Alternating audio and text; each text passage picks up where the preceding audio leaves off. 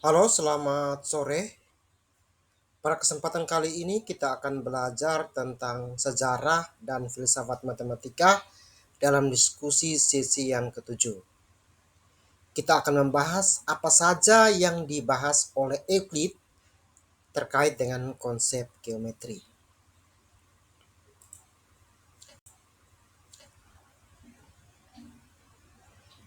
Ya, yang dibahas oleh Euclid terkait dengan konsep geometri itu ada banyak sekali. Ada beberapa yang saya ambil. Yang pertama, Euclid itu membahas yang pertama sekali itu adalah konsep dasar dalam geometri. Itu ada titik, garis, garis lurus, bidang, sudut, lingkaran, segitiga, persegi, dan bangun geometri lainnya.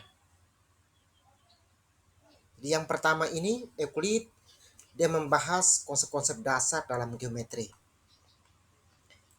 Yang kedua, Euclid membahas tentang postulat atau aksioma. Jadi postulat atau aksioma itu adalah pernyataan yang diterima tanpa pembuktian dan dianggap sebagai kebenaran dasar dalam geometri Euclidean. Ya, jadi Euclid ini menetapkan 5 postulat utama yang memungkinkan pengembangan seluruh struktur geometri Euclidean. Itu ada postulat 1, di mana dua titik dapat dihubungkan dengan satu garis lurus. Postulat 2, garis lurus yang telah dibuat dapat diperpanjang tanpa batas kedua arah. Yang ketiga, dengan suatu titik sebagai pusat dan jarak tertentu sebagai radius dapat dibuat sebuah lingkaran. Postulat yang keempat, semua sudut siku-siku adalah sama besar.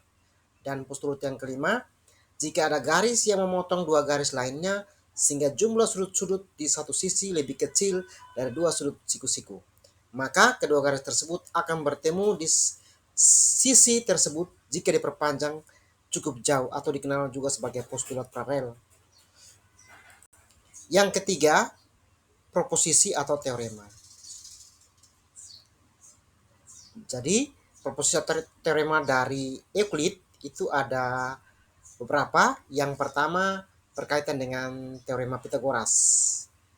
Yang kedua, teorema kesebangunan segitiga. Yang ketiga, jumlah sudut dalam segitiga. Yang keempat, sudut siku-siku dalam lingkaran. Dan kelima, hubungan antara garis dan lingkaran.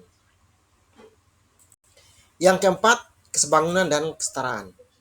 Jadi konsep dari kesebangunan dan kesetaraan ini adalah salah satu fokus utama dalam buku kedua hingga keenam dari dalam Elements.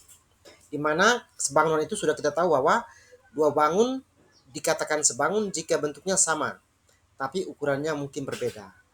Kemudian kesetaraan. Dua bangun disebut setara jika memiliki luas yang sama, meskipun bentuknya bisa berbeda. Euclid membuktikan berbagai teorema yang menunjukkan kesetaraan antara berbagai bangun datar. Yang kelima, geometri bidang atau dua dimensi. Itu berkaitan dengan sifat-sifat segitiga, segi empat, dan lingkaran. Yang keenam, geometri ruang atau tiga dimensi. Yang dibahas itu adalah prisma dan piramida, silinder dan kerucut, bola. Yang ketujuh, metode deduktif. Metode deduktif adalah pendekatan yang menjadi landasan dalam semua karya Euclid. Setiap proposisi atau teorema dalam Elements diturunkan dari postulat-postulat dan teorema yang telah terbukti sebelumnya. Ini menciptakan struktur logis yang sangat kuat yang memungkinkan pembaca mengikuti langkah-langkah pembuktian dengan cermat. Dan yang terakhir adalah pengaruh dan aplikasi geometri Euclidean. Jadi geometri Euclidean ini menjadi dasar dari banyak cabang ilmu pengetahuan, teknik, dan seni. Aksioma dan teorema Euclid ditetapkan atau digunakan untuk mendesain bangunan, memahami jarak dan sudut di peta, mengembangkan sistem navigasi, dan banyak lagi. Jadi Geometri Euclidean ini menjadi dasar bagi konsep geometri dunia nyata yang kita pelajari di sekolah dasar hingga menengah.